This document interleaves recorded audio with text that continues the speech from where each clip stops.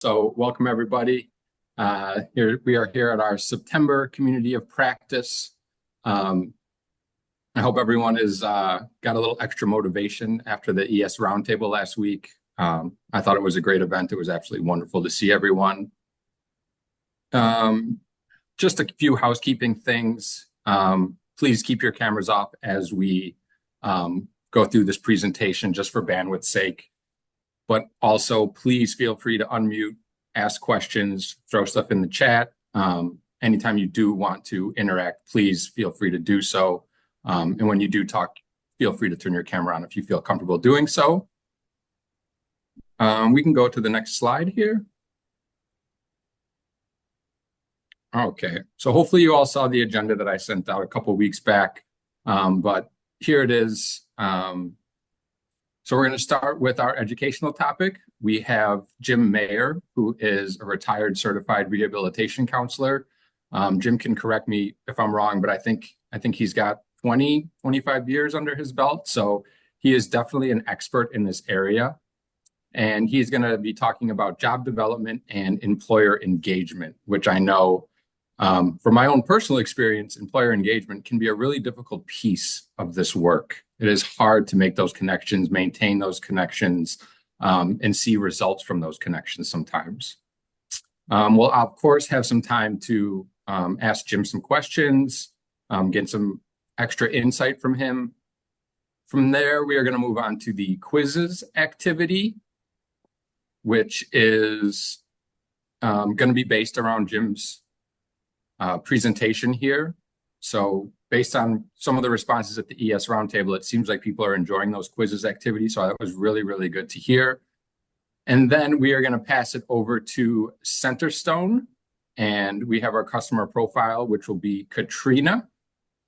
And then with whatever remaining time we have, we will just open that up for discussion. We can talk about anything presented at this COP, anything that's on your mind, anything you want to celebrate, any barriers. We're open to any sort of discussion in that time. We can go to the next slide. So some August highlights. So we got a new employment specialist at Centerstone. So I want to welcome Kelly Black to the team. It was great to meet you last week. Thank you for being able to attend the ES Roundtable. We have the SWTC evaluation team now has access to WebCM. So that is a really great thing. They will be able to easily pull data from WebCM on our clients to see, where they're at in the process. They'll be able to look at case notes from DRS. So this will give them a really good insight into what is happening on the DRS side with our clients.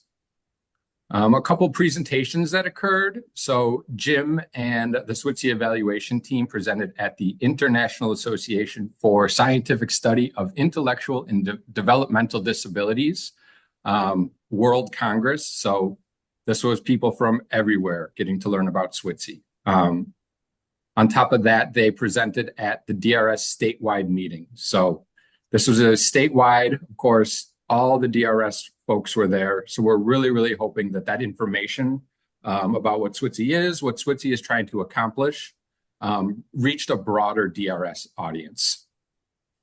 As you all know, we've started to schedule the second round of filming with Sylphie's Media. So we appreciate everybody's flexibility with that. I know that there's a lot of planning that goes involved, especially trying to meet with employers and film on site. So thank you all for your diligence in getting that set up. I hope you all were excited to see a little sneak peek of some of what Sylphie's Media and his team have put together for us. I think that so far everything is looking extremely beautiful, really professional. It really highlights each agency, the individuals at the agency in a really, really nice light. Finally, ACRE training is scheduled to start on September 16th. That registration is closed, so hopefully everyone that got in, got in. The other highlight, which I already discussed a little bit, I just want to say thank you all for attending the ES Roundtable. We really, really appreciate you making it out to Champaign. We hope you enjoyed your stay at the iHotel. I thought there was some really, really great conversation, engagement. I know that it was very, very insightful for me and my team. So a big thank you to all the ESs. And we can move to the next slide. Okay, here are our numbers. So same old, right? Still going up. We evened out a little bit here with the last month. But I also want to note that after these numbers were collected, there was an additional placement at AID. So shout out to Nikki for that additional placement. I think that's her first on the SWTC team. So that was some really, really exciting news to hear. And then I know that there are 2 individuals at Kreider that are pending employment. So it says 20 down there at the bottom, but it's looking like it's actually going to be 23. So absolutely amazing work, everybody. Really, really appreciate all the effort and work you're putting into making sure our clients are getting placed in jobs they want, in jobs they're excited to have, and in jobs that, first and foremost are competitive, integrated, and are paying them more than minimum wage or more at least. So more thank yous to you all. And we can move along to the next slide. And I will pass it over to my colleague, Aletha, to go over this quote. Well, thank you so much, Kyle. And I do have some difficulty speaking sometimes, so I'm going to try to keep my voice going strong. I appreciate this opportunity once again to present to you one of my favorite quotes from someone that I believe is one of the greatest poets of all time, Dr. Maya Angelou. Her version of the quote that I'm sharing today is widely known by many, but still very much worth reflecting on today. In 2003, Dr. Maya Angelou penned this quote: "I've learned that people will forget what you said, people will forget what you did, but people will never forget how you made them feel." I wanted to share something related to this amazing quote. I was asked to share a little bit about a chance opportunity that I had to meet Dr. Angelou and talk to her in person here in Champaign. She was the featured commencement speaker, ceremony speaker for the University of Illinois class of 2002. My husband and I were out celebrating a friend's birthday, and we happened to be at Biaggi's restaurant having dinner when a long, black, sleek limousine pulled up. We weren't sure who got in or who got out. And then as we were leaving, I saw her. She was seated in the dining room, right out in the middle of the dining room. I was beyond excited. Knowing who she was, I knew I had to take this once in a lifetime opportunity to meet her. I'm sure some of you have had those kinds of experiences before. So I nervously went over to her table where she sat with a few friends, and I politely introduced myself, and we talked for several minutes while she held my hand.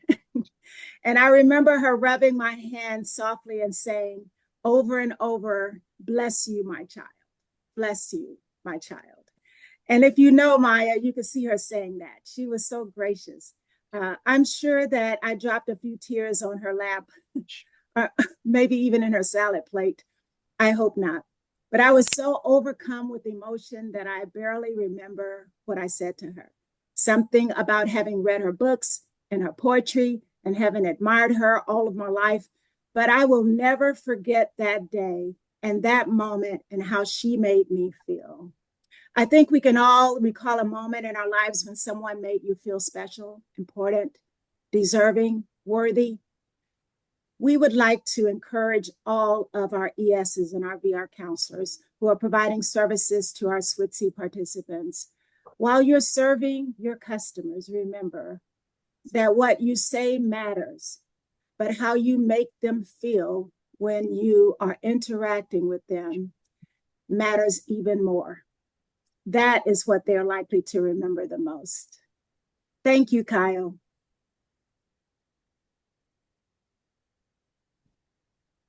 Of course, Aletha. Very, very, very well said. Very nice tying that all together. So yeah, we can move along to, there we go. Our guest speaker. So I'm here before you again, Aletha Alexander. And our guest speaker this month is an individual that some of you may already know. And many of you will be meeting today for the first time.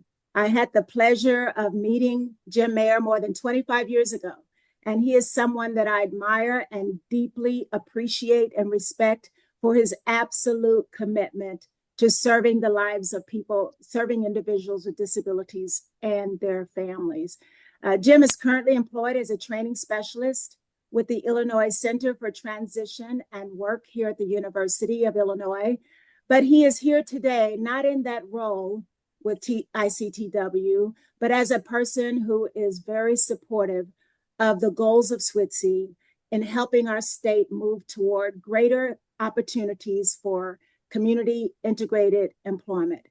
Prior to joining the ICTW team, Jim served as a transition specialist for 21 years, coordinating transition and work experiences via the DRS Secondary Transition Experience Program known as STEP. It's a VR program for transition age youth, students with a range of disabilities right here in Champaign County. His earlier work experiences includes 13 years as a coordinator for SCP services and for adults with developmental and psychiatric disabilities in Piatt County, Illinois. Over the years, Jim has presented at a number of regional and state conference and training events on a variety of topics. Let's welcome our guest speaker today, Jim Mayer. Thanks, Aletha. And I'm pleased to be here with all of you today. As Aletha mentioned, my roots were in adult services in a fairly rural county just west of Champaign-Urbana. It's Piatt County, which is Monticello is the county seat. Some of you may be familiar with the little town of Monticello. And that's where I worked actually for 15 years, 13 of which I was the vocational coordinator there. And as Aletha mentioned, we had a supported employment program. We didn't have a sheltered workshop. We just actually chose that when we opened up those vocational services when I was just starting out, that we would focus on community employment. And so that's what we did. And as Kyle mentioned, my designation is a certified rehab counselor, which many people think, assume that means I worked for DRS. I never actually worked directly for DRS, but I worked with DRS very closely, first through supported employment, through that contract for 13 years, and then through the STEP program for 21 years, in the schools. So the material I'm going to talk about today, if we could, let's go ahead and advance this slide. I'm going to talk about some job development pointers, really some material that I discovered and developed over the years, including, and we're going to talk about keying into the individuals and the potential employer's interests. We're going to talk about using internships to explore interests, which is something some of you, that may be a new idea for some of you in adult services. I did utilize that when I was in adult services. And then finally, I'm going to talk quite a bit about networking and building relationships. And just also as an FYI, I know that all of you who are employment specialists have either gone through or are continuing to go through the ACRE 40-hour training certification as an employment specialist. And so some of the material today that I'm presenting, most of it actually is material that I had developed with colleagues when we did the 40-hour ACRE training here for job developers in Champaign County. We did the ACRE series twice here and we did it both times for both adult service providers and for school-based providers. So that was kind of a nice way to do it. So again, some of this material, may sound similar to some of what you've heard in your ACRE training, but I hope that it'll give you a different twist on job development because, each ACRE provider has their own approaches. And so, we had several inputs on job development over the 40-hour training that we offered here. And so I really gleaned from that material quite a bit of what I'm going to talk about today. So next slide, please.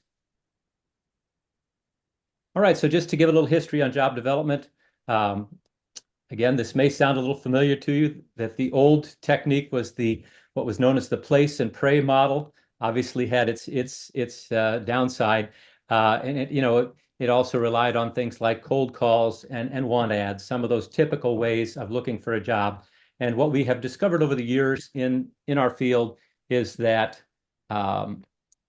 really it helps to look at this a little differently, especially when we're working with individuals with significant disabilities that, going outside of that kind of typical job seeking approach, and to look at things like networking, building relationships with both the individual and the business as part of this process, and then looking for that customized fit between a worker and their prospective job. I kind of learned this the hard way when I was, really green in the field. I had that initial impulse to really want to help some folks, move from, some from moving in a workshop and others just coming to me out of school, to really get them into employment quickly. I tried sometimes to do that, putting the square peg in the round hole or vice versa. And really what I learned is that, it's all about having a good fit for that individual between them and their place of employment. So that's what we're going to talk about today. Next slide, please.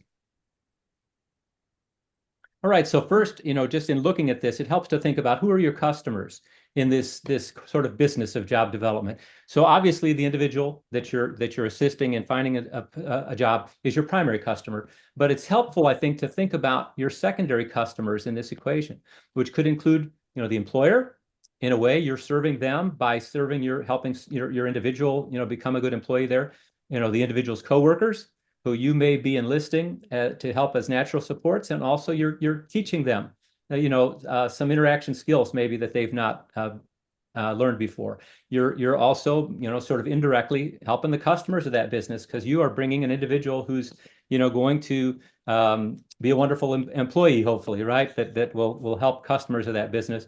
Also, indirectly, the individual's parents and the funding agencies like DRS and others who may be funding the service that you provide are also, technically a secondary customer. Next slide, please. All right, so a lot of okay. So what I want you to think about is okay. Next slide, please. All right, so as we jump into this, I want to show you a process for getting to know the individual and the potential employer. And, the reasons for this, it's really kind of looking at sort of job analysis and person analysis as part of this job development process. And why is it important to do this? It's important to determine the needs and assets, not only of your individual, their needs and assets, but also of this potential employment site.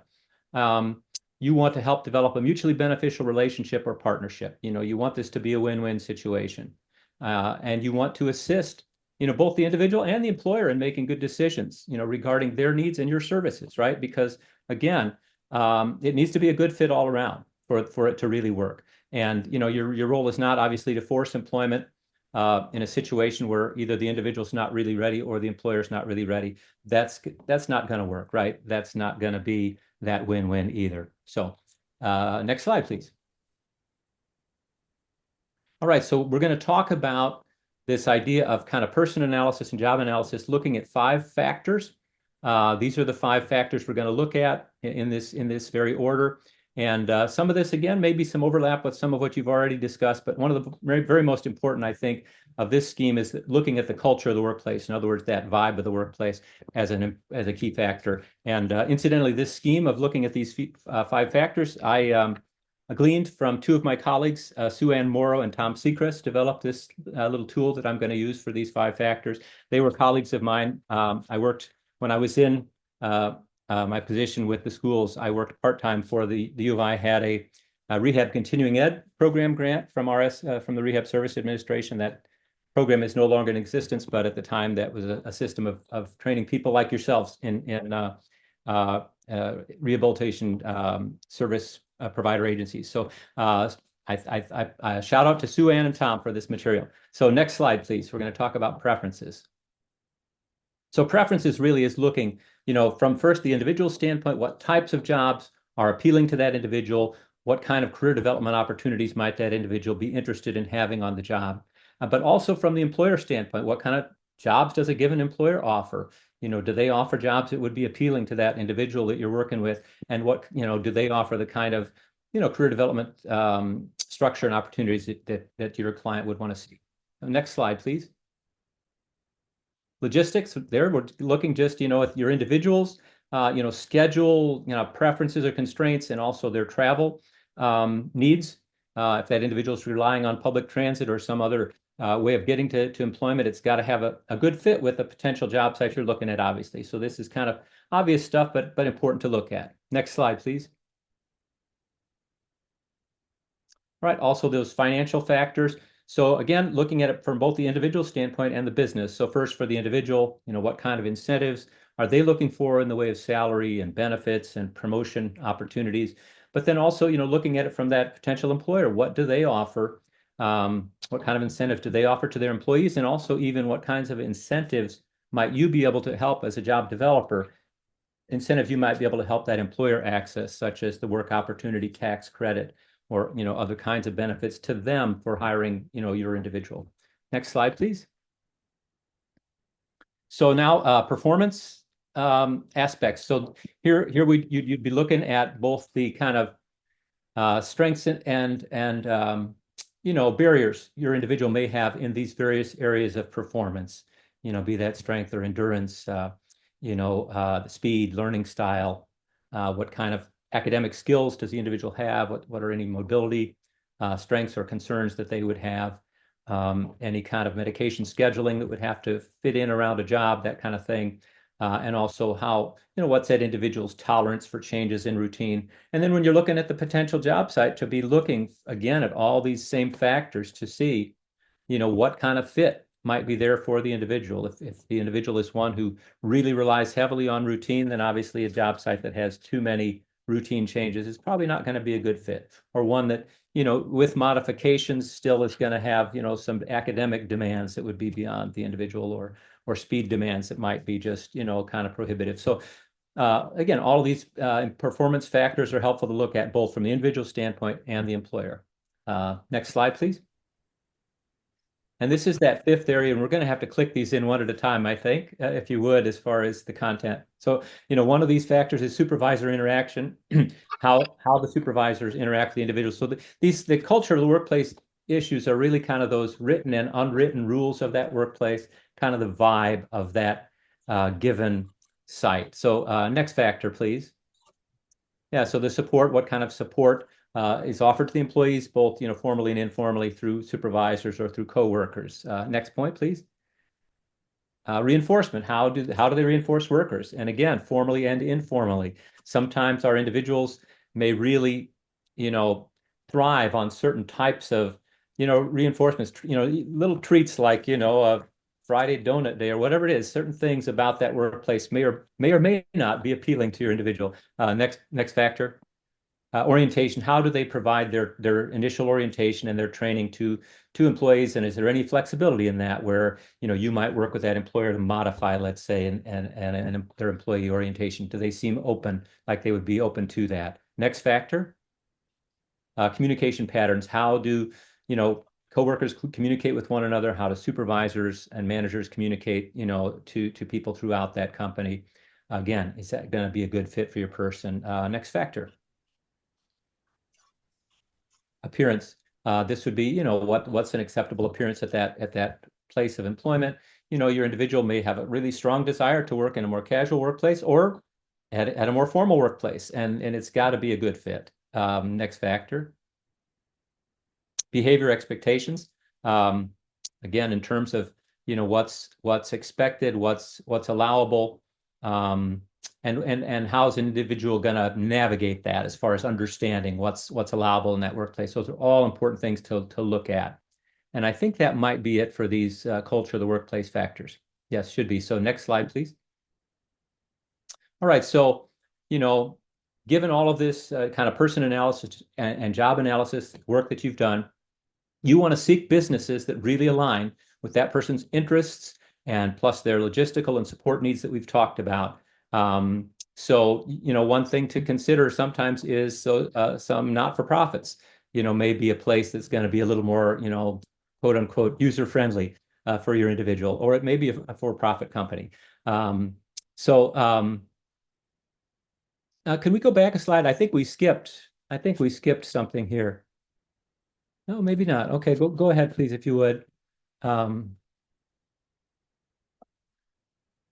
Here we go. We needed the heading. this is one of those areas for today's topic that I wanted to hit on, which is to consider using, volunteer internships as part of this discovery process. I'm going to talk a little later about how I utilize this through what we called a job readiness class that any individuals coming through our supported employment program, did with as a way to get to know me and to get kind of prepared for employment. It was a short 12-session course and done over a 3-month period. And or I'm sorry, it was shorter than that. It was a 1-month period. And we included oftentimes some volunteer work in that as a way to help an individual, who had not had a chance to really explore their interests. And so, it can also help that individual build some skills and expand expand their relationships out in the community. It's one of those experiences too that can help in that aspect of resume building, that this is something a person can put on their resume that they volunteered. And especially if it's a place, let's say it's a prominent not-for-profit in your community, it looks good to say I volunteered at the hospital or at the youth center or places like that. And also it's important to realize that these, volunteer sites, even though they may be a not-for-profit, they typically have paid staff that help run the place. And oftentimes I've seen it many times that those volunteer, sort of skill building opportunities can lead to employment. And so, either that place, really likes the individual and sees a spot for them, or they may recommend that person to another kind of sister agency or, friend agency that where they see that person would be a good fit for a position. So this is all, part of your consideration for using internships for that discovery process. So, and you want to choose those, especially when you're choosing an internship site, really focus on what seems to really interest that person or get them excited. It's going to help enhance that and make that a really nice springboard experience, hopefully for them into employment. So next slide, please. All right. So, and if you click again, I think we'll get a title here. There we go. So we're going to talk about marketing your services. So as part of this job development process, you really are in that role of marketing. Okay. And it's important for you to know what employers want, to know what your package of services is specifically as far as what you can offer to support that individual and support that business in hiring that individual. You want to get to know that local business community. And again, you're looking in a very targeted way for what, places might offer a position appealing to your individual. So you want to use, you want to include those networks really close to you, like your coworkers at your agency, even the people up in your, front office, or, people who aren't directly working with clients even, may have, some great ideas for you, and family members of your individuals. I can't tell you how many times over the years that I helped individuals hook into their own existing family networks of, friends and family that would hire them. So also it's important to know how to kind of sell your program and services, how to present your package of services in the most appealing way, in a way that the business person can really connect to and understand, not using a lot of lingo from our profession, but using more business-friendly terms, thinking about how, and if we have time, we'll get to a little activity near the end that's called the 10-second commercial, where you think about how to talk about, just again, in those layman's terms, what does your organization do? And you want to talk about it where disability is not the first word out of your mouth. We're emphasizing abilities and skills, assets of individuals. So you don't want to freak out an employer by talking disability lingo right off the bat. A couple of things I'll talk about here in a little bit are that have been really helpful to me over the years is forming a business advisory council is one, and then the other is forming a job developers network. So we'll get to those in detail later. Next slide, please.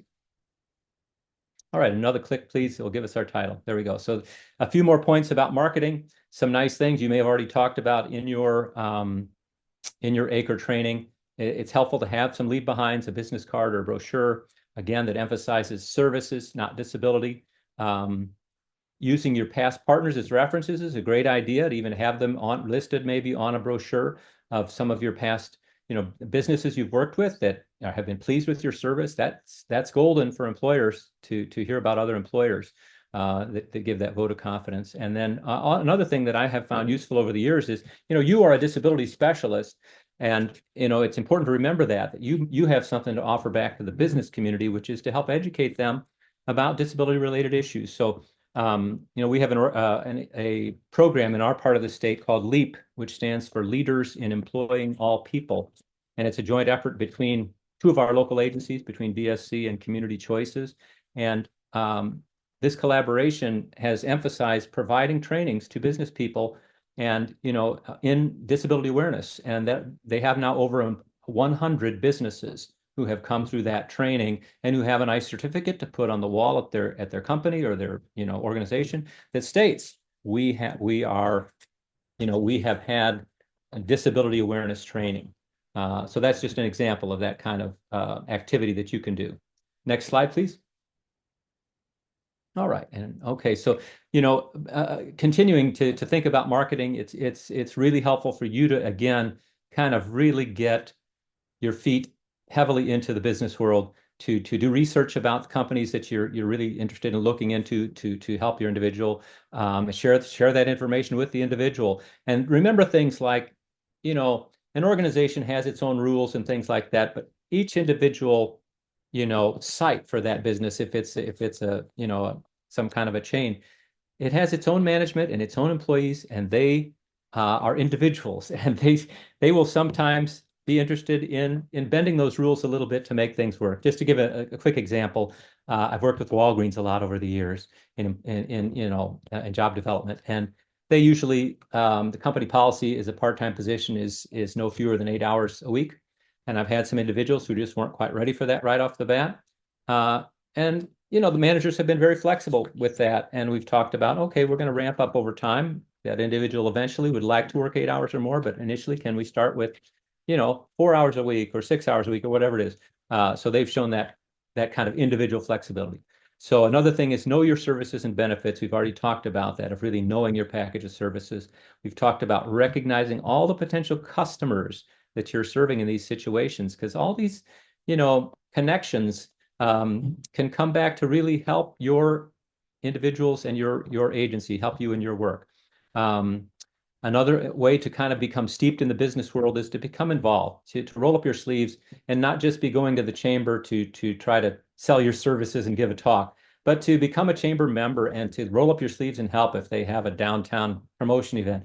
That's how you get to know business people, is you're in the trenches with them and, helping promote your community. And then, again, remember your role as a potential educator of the employers that you might be working with or would like to work with, and with your general community. Everything, a lot of what we do, right, is educational, even just in our actions. Like Aletha said, people will remember that interaction with you, even if they don't remember the specific content of your conversation. Okay, next slide, please. If I could just really quick, Jim, just a little time check. We got 10 minutes here. This is Kyle speaking, by the way. 10 minutes left. Okay. I thought maybe I had 45 from when we started, but if you want me to do 45 from when the meeting started, I can try to accelerate. We do have extra time for questions, so if you go a little over, that's okay. My apologies. Okay. All right. So that's helpful to know, because we are getting into kind of the heart of it here. We're going to talk about business advisory councils. So again, this wasn't my idea, something I learned at a conference along the lines, but something a number of agencies have found really useful. And I did it out at Piatt County, where I invited leaders from the local business community, from various corners of the county. I thought about also diversity of job types. So we had manufacturing and banking and not-for-profits, et cetera, around the table. And also, I targeted those businesses to invite that I knew, I had a good feeling that they were a disability-friendly organization. Those folks met with me every other month. We did it as a breakfast meeting because that was their preference, kind of to do that before they launched into their workday. I provided, coffee and a simple breakfast. We met, it turns out, at our agency, because it was a very centralized location in the county in Monticello. And then we, as part of it, every meeting, I would do some little input for them on disability-related issues. At that time, the ADA was fairly fresh, and I talked about various components of the ADA. and helped kind of reduce their fear factor about that legislation. I enlisted them in brainstorming, the current job seekers I was working with, to brainstorm potential places of employment. The folks who were in my job readiness class, who were fairly new clients to me, I told them about their skills and their interests, and they gave us ideas. I would even ask them if they thought of a particular place they thought would be a good fit, if they would help introduce me and the individual to that potential employer to help, set up a possible interview. And then they would also, some of them would stay after each meeting to do some mock interviews with my current clients I was working with, which was really helpful practice for my clients. Plus, they got to know them and sometimes would want to help them land a job immediately afterwards, just because they were so impressed with the individual. So the Business Advisory Councils was a very helpful tool for me. Next slide, please. All right, another one is the Job Developers Network. This was something we developed when I was working in the schools. And this was a group that met, again, about every 2 or 3 months. And we had job developers who worked in our local high schools, also some DRS counselors participated, and then job developers from our adult agencies. And what we did at these meetings was we discussed current, targeted job seekers we had, again, with no names, just skills and interests, and some of their needs, parameters. We talked about targeted job ideas for that individual. And then also we would do just kind of general job leads. And what was interesting about this is, you'd think there'd be some turf issues here if everybody has their, outcome targets to hit and so forth. But what we found is this was like working smarter, not working harder. These are folks who, really have gotten to know some businesses in depth. And if they didn't have a current client, interested in working at that business, they were generally just quite willing and really actually glad to help place an individual from another organization to help them get a foot in the door to a possible job lead at that company.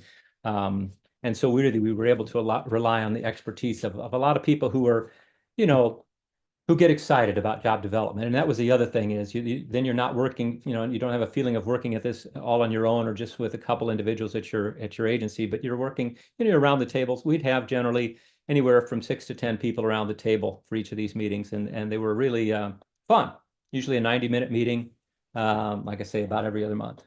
So next slide, please.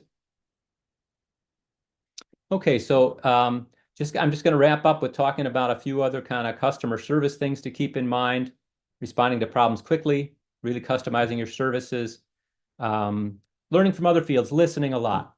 When you're doing job development, it helps to have a lot of humility. You're listening 80%, and speaking only 20% is a good rule of thumb. Next slide, please. You also want to think about helping your agency and your individual build a bank of positives with an organization, because we all mess up, right? The individual may mess up, your organization may mess up, but if you've got that bank of positives from really good service built up, the boss is going to be more, the company's going to be more forgiving. Next slide, please. Just some other pointers that I always would emphasize in these trainings with job developers. It's helpful to over-deliver and under-promise. You want to really stick to an agreement if you have an agreement for the job placement.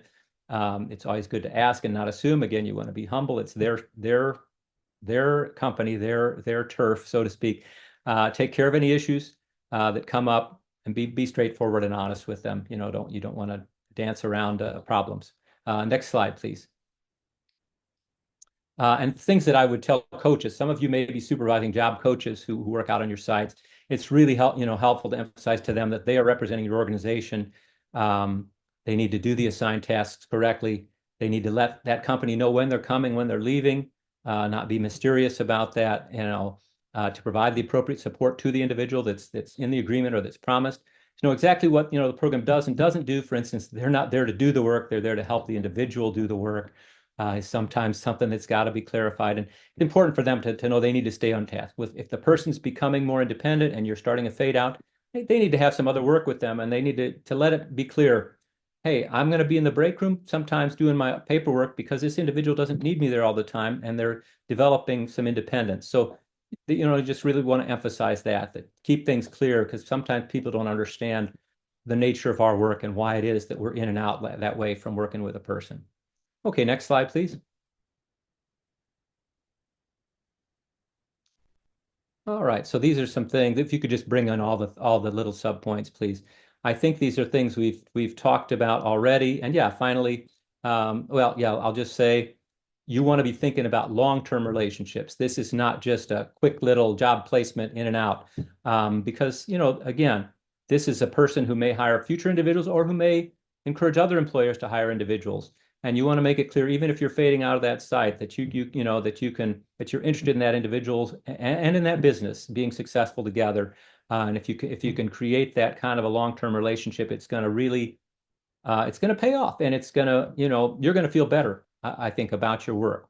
Okay, and then the final slide. I don't think we'll take the time to do it, but think about it, if you would. When you're out there on a job site and you meet a customer or one of the coworkers for the first time.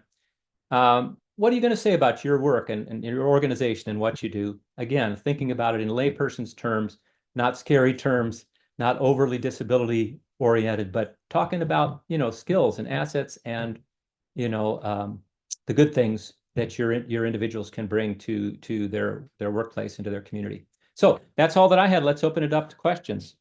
I want to jump in here quick, Jim. This is Kyle speaking. My apologies for trying to shut you down early. Let's go ahead and do this little activity here. I think that this is going to be a crucial piece of this. So please take your time and finish the presentation as you had planned. Oh, well, actually, this activity was just, I thought we might be running out of time by this point of the presentation, and if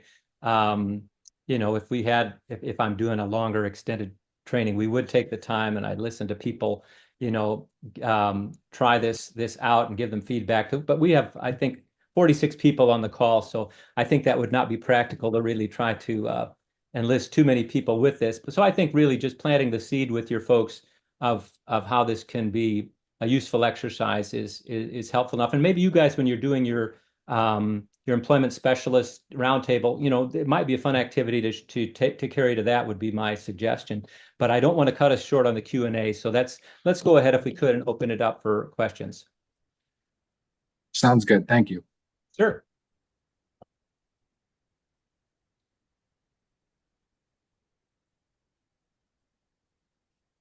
Any questions for Jim? I know I got one or two in my mind, but I want to give it to the ESs and everyone else on the call before I chime in.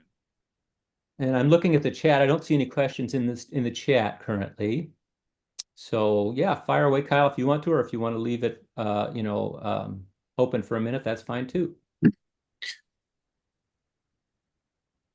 So I know for me, when I have worked with some of my agencies and talked about business development and making that initial contact with a business, and I'm thinking like a face-to-face, right? You've done that background work with your client, you understand where they want to work, you've identified a job, and now you are going in to that job site to introduce yourself, talk about your agency, the work you do. I'm just trying to understand sort of, Jim, how do you sort of dance around the topic of disability? Because we want to be clear with people, but we also don't, like you said, you don't want that to be the main focus of the conversation. So I was just wondering if you could give some sort of examples of, like actual wording. When do you bring up disability? Do you straight only talk about abilities and what the person will bring to the job site in a positive way? Or do you also outline that, this person might need a little extra support so you don't surprise the business with that? If you're meeting with them 2 or 3 times, then on the fourth time, you're like, by the way, we support people with, intellectual disabilities. And they're like, wait a minute, I wish I would have known that from the jump. I'm trying to think about how you sort of navigate that conversation. Yeah, great question. Great question. Because I'm not talking about hiding that fact. What I'm really talking about is it's important to not let disability be the first word out of your mouth. And it's also important to not overwhelm that employer with, words that are jargon from our field, terms like supported employment and even rehabilitation. They might think that's drug rehabilitation, not vocational rehabilitation. And so terms from our contracts and things like that, they're just kind of meaningless and overwhelming. And quite kind of annoying actually to an employer, right? To use terms that they're not familiar with. And so what I have found is if I emphasize the individual I'm working with, their strengths, their assets, I try to help them get excited about an individual that I'm working with. And then when I talk about some of the services that I can help wrap around that person, it becomes pretty quickly obvious to that employer that, that I'm a disability service provider. And when I say that, I'm saying it in the past. I don't work directly with individuals anymore, but when I did, that was my approach. And I found it really worked well because employers can relate to individuals. And the truth of the matter is, when I first got started, I was kind of fearful about this, but then I realized, we've all got something, right? We've all got our own deficits and issues, and employers know that, and they know that any individual they hire is not going to be the quote unquote perfect employee, right? Without any flaws or any deficits. And so what I found is when I'm able to talk about strengths and then maybe a few of the support needs of an individual, employers could relate to that really well. And the other thing I found is that they often got kind of excited because they don't have a job coach for other employees without disabilities that they hire. And it's really bringing a kind of value added situation to the table. I mean, especially when I was talking about younger, when I was working with high school students, again, your typical high school student who walks in, to a new job has a lot of learning to do, right? And so the individuals that I was working with, when we could bring in some help that way and give the students some feedback on a regular basis, employers appreciated that. And sometimes even having our job coach there, I think, was a good sort of role model for some of their other new employees to see and overhear, some of the training that was going on. So does that help kind of answer that? Yeah. Yeah. Thank you for that. Yeah. Kind of to piggyback off that, I also think about when we're going into a business and we're saying where we're from, what we represent. I represent this agency, I represent Switzy. It's kind of hard not to initially say, this is what we do. I work for an agency that supports people in getting a job that have disabilities. I mean, how do you navigate that conversation? Do you say like you're just a community employment agency? Like how do you build up your rapport with someone instantly so they're like, well, I can trust this person. This isn't someone who's, they're with an agency, they're with a reputable, university. Does that Yeah, make sense? yeah. And when you mention Switzy, that's a really good example, right? Because we in our field are known for these long acronyms, right, with lots of initials in them. And those things, even though, it's an admirable title that you have for Switzy, I love it. It tells what you guys do. And I know what it means. But if I was a business person, it's got a lot of jargony terms in there. And so, like when I worked in the STEP program, which stands for Secondary Transitional Experience Program, that doesn't really tell an employer even what that is. And so what I would do is I would put it into layman's term. I would say I help coordinate the STEP program, which is a work experience program for high school students. I would just put it in terms they could, understand. Or I would compare it to just a cooperative work program. It's a cooperative work program, which is what it is too, and which is a term they may understand from more the general ed, arena. And so, any way we can put things into those terms that they understand is good versus, spelling out all of our fancy initials. It doesn't impress them. It kind of can, I think, be put offish to them. Yeah, I think that's very helpful to hear. Yeah. I think it's easy because we speak the language so well, it's easy to start going into the jargon very quickly. And I think it is very important to be mindful of that. So very good insights. Anybody else have any questions for Jim? Internships? Oh, here's one in the chat. It says this is from Nathan DeJong with DRS. What strategy did you find to be most effective when talking to potential employers who are opposed to allowing a job coach at the work site? Unfortunately, this issue comes up periodically. Yeah, and that is a good question. And I did run into that sometimes. And what I would usually do with an employer, if it was a situation that I thought would, could be a really good fit for the individual, sometimes this was coming out of the employer's desire to train their own individuals. And some of them I found were actually pretty well equipped to do that. But I would offer, hey, I think this individual can thrive pretty well with your internal training program.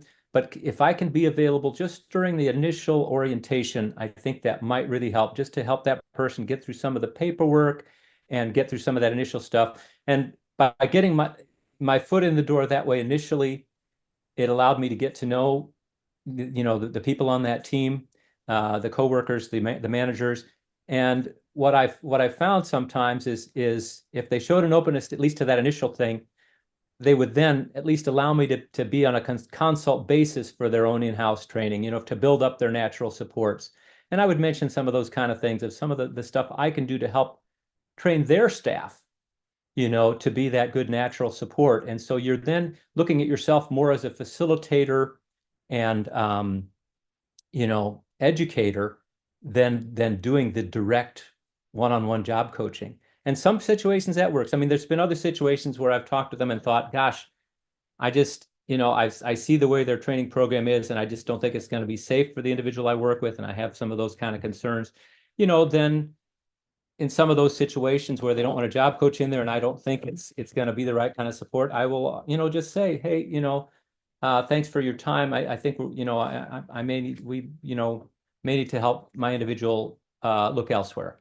And, employers understand that too. If you say it nicely, that you think, in consideration and in talking with your individual, this may not be a good fit.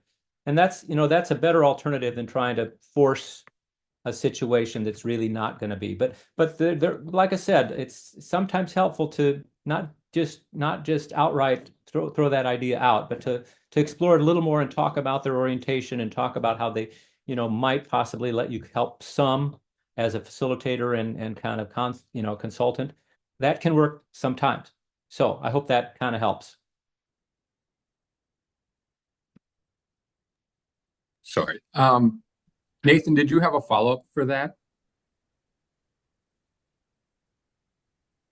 I know for me, when I'm thinking about that, Jim, what you said that stuck out to me is how bringing that up sort of while you're talking, while the employer is telling you and the client what the orientation or training process is. So while they're highlighting those things that are going to occur, you can be identifying things that the client is going to be able to handle, and then things that they might need a little assistance with. So I think you can outline to the employer what that looks like. I'm not going to be here all day, every day in the way, but there's these couple things that I'm going to be there to take care of, which will eventually lead to a more successful employee.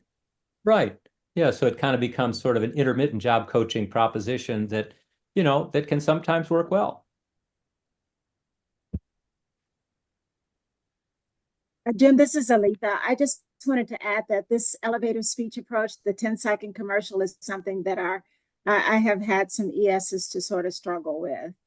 So while we may not have time to do this here today, I really do want, to encourage our ES to take advantage of this, of trying this exercise. It would be helpful to be prepared. Yes. Yeah. And Aletha, I'll send you a copy of just a little one-page summary of some examples. Okay, great. Of those little statements of, I think that the title of the little handout is How to Approach Employers. And it just gives you some ideas on how to, do just what we're talking about, to phrase things in a way that employers understand that, may help get that foot in the door. Right. And I agree. Christina just pointed out this also a good strategy to use when working with customers and clients, how to interact with them. The one thing that comes to mind, and I just want to encourage our ES team, this is something, placement and interacting with employers and how to, get past that door that's closing is something that VR counselors struggle with. This is not, the easiest thing, to do what you're doing. And so I just wanted to say to you that this is part of why this is not, extremely easy thing to do. It does take some practice and some commitment.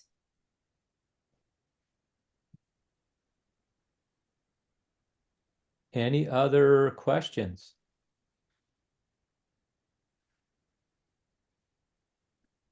Jim, I Yes. just want to, on behalf of Kyle, would you like to close us down? I just wanted to thank Jim um, on behalf of our employment, our CRS team, our community research specialist team, and all of our SWTC staff here on the call. We really appreciate you. You know, I've always been a Jim fan. I tried very hard to recruit you when I was a supervisor in the Champaign office, and you held out on me. But when you come across a CRC, it's hard not to try to recruit them. So thank you very much for your time today. I truly appreciate it. And I think we should all just express our appreciation for Jim joining us today. Happy to have joined you and hope I didn't take up too much of your time. So you guys you did great. Perfect timing. Thank you thanks. so much. And I would just want to say to especially all the employment specialists, it's important work, it's great work, and keep fighting the good fight. Thank you so much, Jim. Mhm. Kyle. Yeah, this is Kyle speaking. Thank you very much, Jim. Yeah, this creating relationships with employers is, it's an intricate thing. There's so many variables based on the employers, who you're working with. I feel like you consistently have to kind of pivot yourself. And I think that it just takes time doing it, putting yourself out there, having those interactions. I'm sure you'll have some really positive interactions. You might have some, rejection and pushback, but over time, I think that you're going to have a really, really great understanding of your approach to different employers as you move through working as an employment specialist. So once again, thank you very much, Jim. We appreciate you. I'm sure we'll be seeing you around. Sounds good. See you guys. Thank you. Uh-huh. All right, everybody. We are now going to pass it over to Christina, who is going to run our little quizzes activity here. So I think most people are familiar with this by now. There's a QR code right there. So you can scan that QR code and it'll take you to the quizzes activity. There's a link that you can copy, put it in your address bar. That'll take you to it as well. Christina, am I missing any details there? Nope, you can either scan the QR, you can go to that link that I shared in the chat, or you can just go to joinmyquiz.com and enter our code, which is, I don't know why my pop-up, here we go. Do that again. I don't know why that's showing up. 367822. So we'll give everyone a few minutes to join.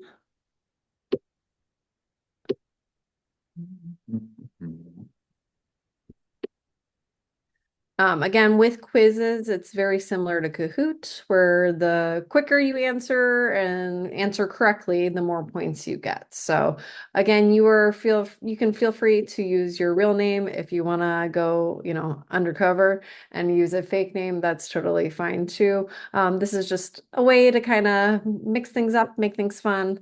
I know the ESs, when we were with you all last week, you all seemed to be enjoying the quizzes aspect. So this is going to be all about what Jim just talked about. Let's see, we have 15 more people, so let me give 30 more seconds for people to join.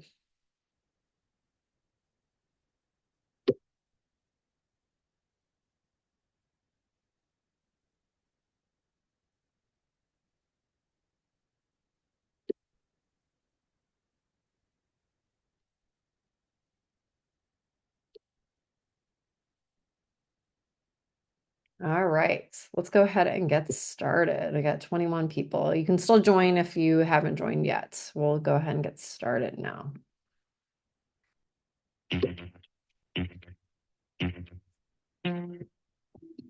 Okay. Who is an example of a primary customer? The parents and guardians, the agency, the business, or the individual with a disability? 20 more seconds. Who is an example of the primary customer?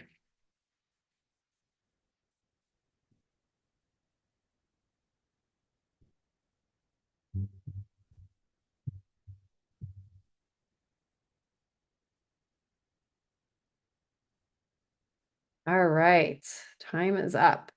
All right, so the primary customer is always the individual. Like Jim said, though, it's always important to get information from, that individual's support group. So parents and guardians, maybe some of their caseworkers. But again, always start with that individual in mind. All right, let's see. Who is in the lead? I don't know why this pop-up is showing up. Whoops, I just missed who was in the lead. All right, well, we'll go ahead and go to the next question and then we'll see.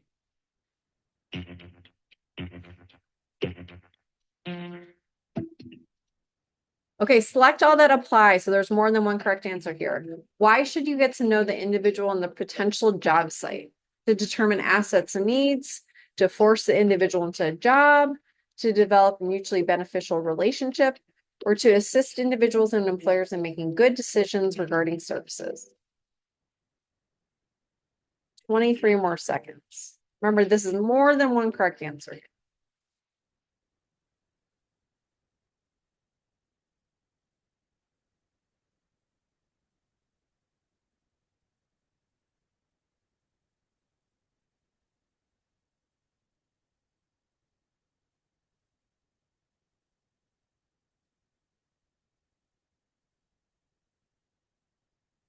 All right, so it's important to know the customer that you're working with. And not only that, but also the employer and the job site so that you can develop this mutually beneficial relationship.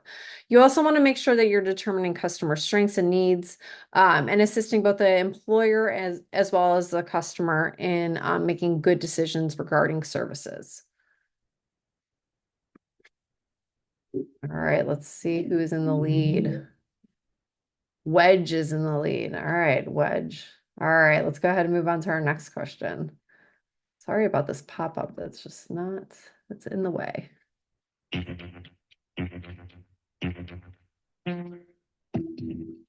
All right, select all that apply. What are important performance measures to consider when working through job development?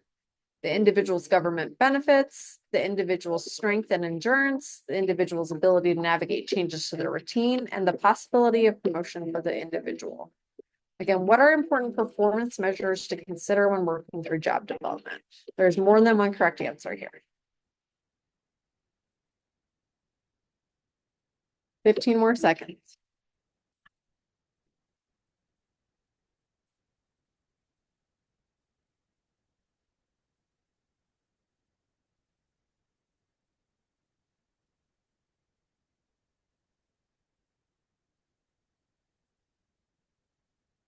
All right.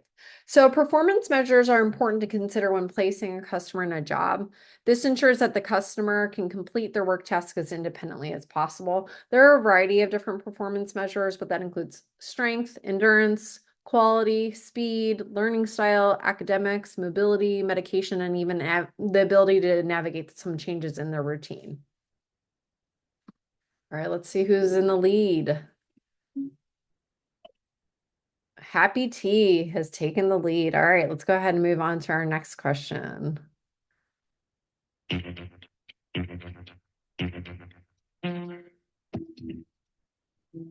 All right, knowing local employers and what they want in employees in order to discuss the services your agency or customers can provide is considered discovery, marketing, job site supports, or career planning. There's only one correct answer here.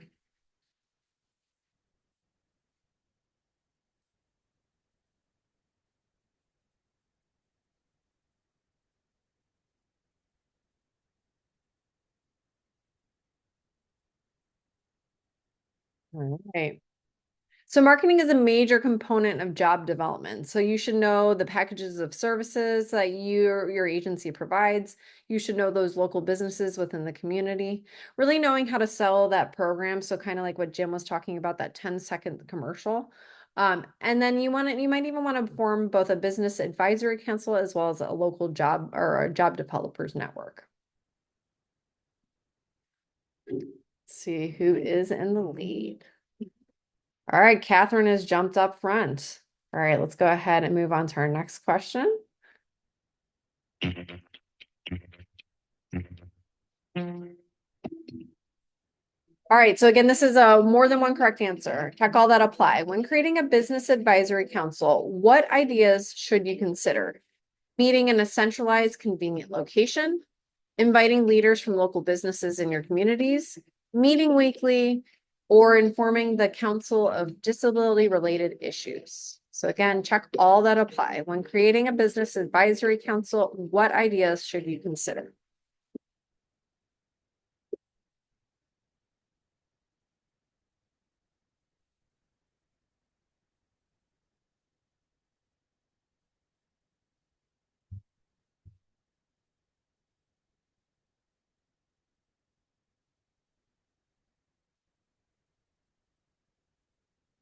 All right, so business advisory councils can help your agency reach new employers and get new placements.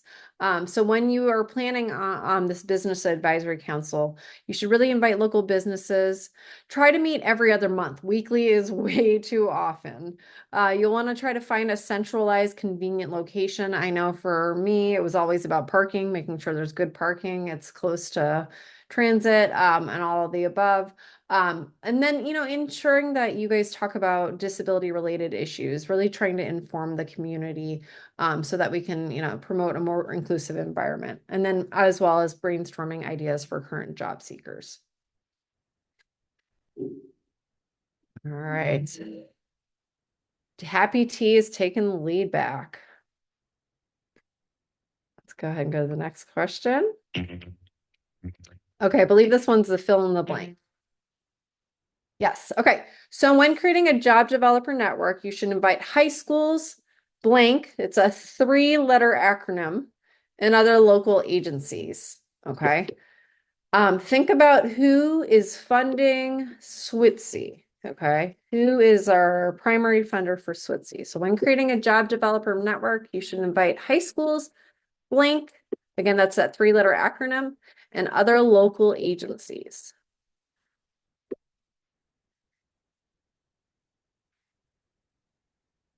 All right, so it is important to always involve DRS, the Division of Rehab Services, in your job development network, okay? Again, DRS really can provide a multitude of different services for clients and customers, as it relates to accessing employment. So you want to make sure that DRS is always included in that job development network. All right, let's see who's in the lead. Tracy is jumped in the lead. Okay, this is the last question. So this is for all the marbles. All right. Last but not least.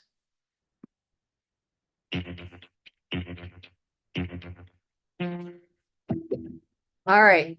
What shouldn't the job coach do on the site? Let the supervisor know when they arrive and leave. Call their significant other to talk about their day.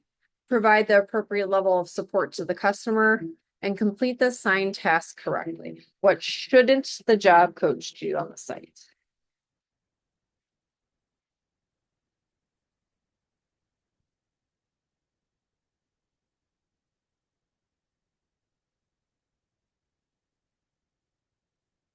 Okay, so this one's probably pretty straightforward. You shouldn't be calling your significant other on the site. As much as possible, we want to model appropriate behavior at work. So we shouldn't be on our phones as much as possible, obviously within reason. You still do need to be connected to your agencies and as needed. But again, just ensure that job coaches should ensure that their customers do the task and do them correctly. Okay. Let the supervisors or the bosses know when you arrive and when you leave. Really make sure you're providing that appropriate level of support to your customer. So that includes both providing, not as much support if the customer doesn't need as much support, really fading those supports as needed. And then, as well as providing more comprehensive supports for those customers who truly need it. And then just knowing what your program does and doesn't do and making sure that you are staying on task. All right, so let's go ahead and see. There's the leaderboard up. Things moved around a little bit. So let's get our trophies out. Okay, Anonymous won 3rd place. Okay, so and give yourself a pat on the back. Nikki was in 2nd place, and Tracy, good job, Tracy. You won this time around. So I'm gonna go ahead. I think I'm sending it off to Sharon now. And correct me if I'm wrong, CRSs, but I'm gonna hand it off to Sharon. I'll stop sharing. we're going to move it along to Sorry. Alisa. And Yeah, sorry. Sorry, Letha's got I the apologize. customer highlight, but That's so right. yeah, but hi, I'm Sharon, and I'm gonna allow Letha to introduce us to the customer profile for this month.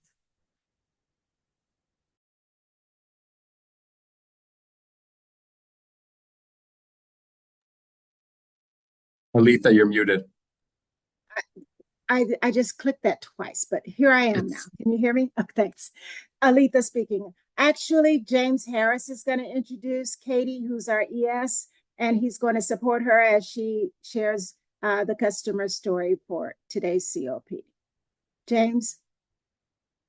Okay. Katie has been with our program for 2 years here at Centerstone. She was a year as a job coach, and then she's been a year working with the SWITC program. She's very good with our clients.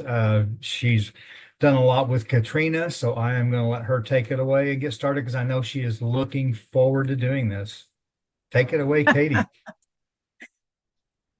Hi, I'm Katie. Our case study is on Katrina Myrick. She is a sub minimum wage earner. She's in her early 20s and she works at the Heron Animal Control as a kennel tech. She makes $14 an hour and she works around 16 hours a week. It was just Saturday and Sunday, and now we have also started a day throughout the week as well. Next slide.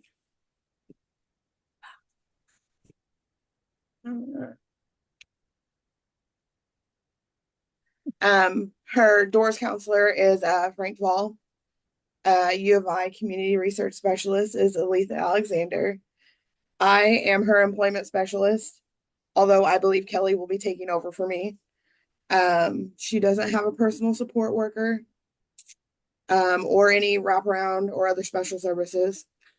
Her only family really is her mother, Amber, and then her supervisors are Kevin and Leona out of animal control, and they are usually only there during the week. So she is there by herself most of the time with the job coach, and mom is there sometimes as well. Next slide. She is a customized contract. She actually, her referral was the 8th of March, and so is date of eligibility. The IPE initiation was the 27th of March. We received a release for services from Doors and Centerstone and an IPE. And I believe that was all the additional information required to determine her eligibility. Next slide. She works at Heron Animal Control for the city of Heron. She's a kennel tech. They had originally made the job available to the general public, and they had had a few people that came in, and they did not last very long. So when that didn't work out, they contacted Centerstone for applicants because we had worked with them before, and they knew that the animals would be well taken care of there. Next slide. This is how they knew. Our vocational meaningful day groups go and volunteer all throughout the week. I think there's like 4 different groups that go, and they help provide care for the cats and dogs there. So when they were able to hire somebody, they contacted us, and since they're familiar with our program and our meaningful day program, they knew that we'd be able to find somebody that would be able to do the job and like to do the job, because Meaningful Day loves going there anyway. Next slide.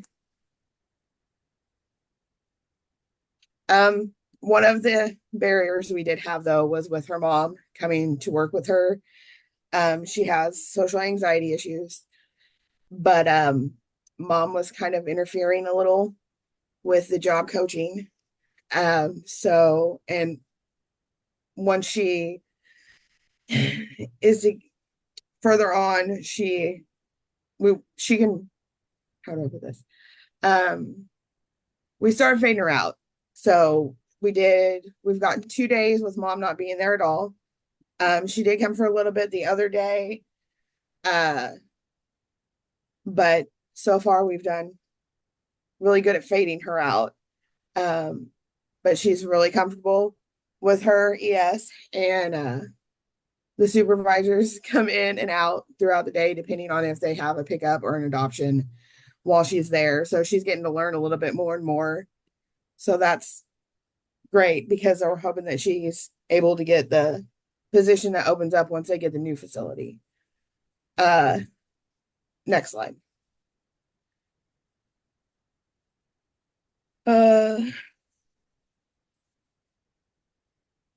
This job actually did come available on the way, I think, on the way to, because she wasn't mine at first. She was Jesse's at the beginning. And on the way to her intake interview, he actually found out about the job. And then they were able to find out that that matched her interests perfectly. And so that was a great way for that to work out. I didn't do a lot of discovery with her because she wasn't mine at first. And even though this was a perfect fit for her, with others, I want to do more of a discovery process. What are your strategies to ensure the customer and employer remains satisfied? We plan on continuing to communicate with the employer to make sure everything is going well and address any new tasks or training that comes up. She's been offered the CO job when they build the new facility. So that will entail with more adoptions. She'll deal with that. She'll be working more throughout the week, more of a full-time position. So we're excited about that. And we're just waiting for it to all come together. And I know they're ready for the new building. Next slide. What do you like best about your job and why? She gets to interact with the animals, helping the animals and taking care of them. The animals need her interaction and love because they have been abused or neglected, and she loves feeling of helping them so they can learn to trust humans again and get adopted. She is great with the animals. She is a very caring young lady. And I think that helps her do her job even more so. She is very grateful that Switzy helped her find a job and took her case because nobody else seemed interested in her case. Kevin and Leona, which are her supervisors, are very kind and understanding. They're great. Leona lives like 5 minutes from the facility, and if she needs her, she is there immediately, which is also very helpful because we don't always know what to expect with working with all those animals. And although Katrina does an amazing job, what do you plan to do? Oh, she used her first paycheck to pay her first Xbox payment, and it was a splurge check. She also took her mom out to eat for her birthday, and she pays insurance on the truck she drives. She also is planning on buying new clothes and putting money in my savings.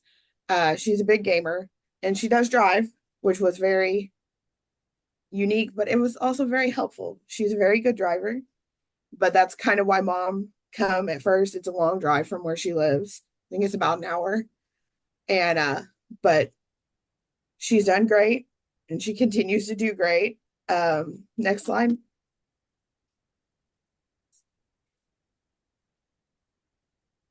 And are there any questions? Katie, that was great. Yeah, I stayed on camera so I could keep encouraging you. Now, as soon as she can, she turns her camera off. So I think you did great, Katie. Thank you so much. Any questions for Katie? I'm curious. This is Kyle speaking. First of all, really nice job, Katie. Thank you for sharing that information. How long have you all had that relationship with that kennel? How did that occur? Because I think it's so cool that they called you to place someone instead of vice versa. I mean, that really shows how strong the relationship is. So the question basically is how long have individuals been volunteering there to create that relationship? That Answer, would be Katie. the question. Okay, we've been doing our meaningful day now since about the first of the year. And we actually have one of our employees knows Leona, and that's how this all kind of got set up with our meaningful day people. So they've been going ever since the 1st of January. And we have, like she said, 3 or 4 groups that go during the week, different days of the week. And they kind of do what Katrina does on the weekend. They kind of help with the animals. They help clean out the cat boxes, and they kind of clean out the dog pens, kind of help the animal control folks out. And then they also interact with a lot of the animals, and the animals love them. Our guys all love the animals. And they've actually helped a lot of the animals that have been abused to learn to trust people again so that they have been adopted. And they have really been impressed on how our guys can memorize a lot of the details of the animals. We had one individual who they wanted to offer him a job a long time ago, but he wanted to go work at the ballpark. But they said he knew more of the files memorized on every single animal that was there, which was like 15 cats and 20 dogs, than what they did. They would have to go look at the file. He could rattle it right off. And I mean, they get out there, we've got pictures and videos of them rolling around with the animals and playing with them. And so when people come in, they'll call one of our clients over and said, you play with Fido a lot. Tell them about Fido. And so they'll be like, oh, he's great. He really likes to do this. And we go out and we play and we do this, and they look how much he loves, and they'll go over and start loving on him. And we've gotten a lot more animals adopted since we've been there. So when it come time for them to need, they've tried several different weekend people, and they're not supervised. So one guy they hired didn't like cats, so he wasn't taking care of the cats. One person wasn't interacting with the animals at all. So they just got tired of hiring people. So they contacted us and said, actually, they called me on the way to talk to Katrina, and Jesse was in a car behind me. And they're like, hey, we know we've had a couple of people that we thought maybe of yours was going to work, but they ended up not working out, but we still want to work with you. Do you have anybody? And I said, well, right now I don't, but I will, keep my ears open and everything to see what we can find. And when me and Jesse were there talking to Katrina, she lives on a farm, and her mom was talking about how much she likes the animals. She goes, oh, I love the animals. She goes, I love to go out and interact with the animals. I have a camera. I like to go out and take pictures of the animals. I take pictures of the bugs. Anything I find that's like different or unique, I take a picture, come back in, I research it to try to find it online to see what it is. She goes, I absolutely love animals. I would love working with animals. And I just looked at her and I said, well, I don't want to sway you at all, but when we get done with all this, I want you to remind me to talk to you about something. So we went through all the rest of the intake and everything that we did. And so when we got done, I said, well, I had this opportunity come up actually on the way here. Is that something you think you might be interested in? And her face just lit up and she goes, oh my God, yes. She goes, I would absolutely love that. So we talked to them, took her down, they tried her out. They absolutely have loved her, and things have just went from there. And like Katie said, they have actually told us, and I think they finally told her that when they get the new facility built, they're going to have a need for another officer, and they're planning on making her full time because she's been doing such a great job. So I absolutely love hearing that. I love that the individuals are not only performing the job, but exceeding when they're doing the volunteer work, right? We all know that our clients have a wealth of abilities, and some abilities that, we ourselves could not do, knowing the cats, knowing the details, and the level of consistency. So it's just wonderful that that employer was able to see that and see the value, and then, actually hire an individual. Really, really awesome stuff. Now we have a question from Frank Bell. I was just wondering, how did you approach or address the fading out of her mother from being at the job? Well, actually, I had Leona call me, and we were talking about something totally different. We've got an event coming on this weekend, and they're going to have some animals there, and they were needing to know if Katrina, about working and stuff, or whether or not they needed her to come. So while we were talking about it, I know me and you had talked in a staffing, and then of course, we've been on the SWITSI meetings and talked about it as well, about fading mom out. And I had talked to Katrina when we had our staffing, and she's just like, she didn't feel comfortable yet. And a lot of it was because of her social anxiety. And I think a lot of it had to do with the issue we had with the appointment specialist that was with her before. There wasn't that consistency that was there that should have been there. I think now that we have somebody there that's more consistent. So I said, when do you think that you might be able to start fading out now that we've got, somebody in there that's going to be with you every week? And she's like, well, I don't think right now, but down the road. So then when I talked to Leona's like, I want to talk to you about mom. And I just kind of laughed and I said, well, we were wanting to talk to you too. And she said, mom's great, but we need mom to start fading out because, we don't want her here during the week when she's going to be working because we're too crowded. We can't have mom just sitting in here. And I said, that's fine, but I think that would be better coming from you as the employer more so than us as just, her employment specialist and stuff, or even, you, Frank, as the doors counselor. I said, I think it would come better coming from you as the employer that, it's just, you've done it for a while, but this is a place of employment. She's like, I totally agree. She said she's actually going to come in and work this Friday because she needed off Wednesday. She said, and I'm going to sit her down and talk to her and see about, getting mom to not be coming in. So I think since that's happened, mom's kind of been backing out, except for just a little bit on Monday. She came in for just a tiny bit for like an hour or so. But other than that, I think she's been working with just the ES, and the ES, Kelly has said it's been a lot better too, because she's working faster now because mom's not there to constantly take her attention away or interrupt or try to interrupt the employment specialist while she's trying to help her out. So it's worked out a lot better. And Katrina wants to do better. She sets a timer to try to beat her own time on getting things done. So she wants to speed up. She wants to get done faster. She wants to make a good impression, even though we continually tell her, and the supervisors do too, that she is doing fantastic. She just always wants to try to better herself. And I think that says a lot for her as well.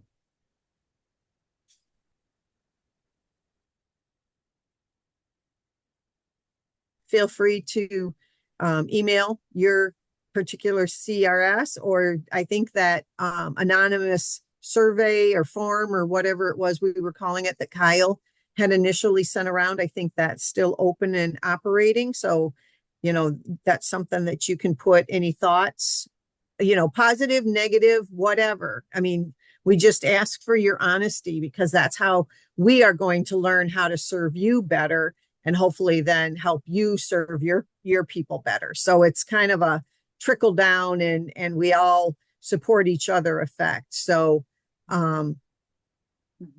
anyway, so if you have anything, there's multiple ways to reach out. If you have a question, or if you have a comment or a concern or anything, please feel, feel that you can reach out to somebody. Okay. Absolutely.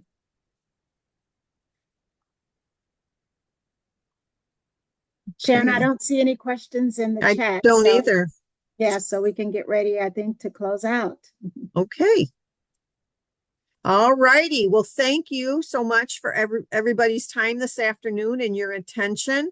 Again, we encourage you to, with any ideas or thoughts or concerns, to please let us know so that we can better serve you, so that you can better serve those that you support. I know I'll be seeing my agency people tomorrow and Friday. We go to Dixon and Galena, and I think there's some other visits scheduled too. So everybody enjoy the rest of your week. If you're traveling, have safe travels, and we'll catch you on the flip-flop, I guess, huh? Thanks, everybody, so much. Yes, thank you, everyone. Thank you to our interpreters. Yes, you bring absolutely. language to life. Thanks, everybody. Have a great afternoon.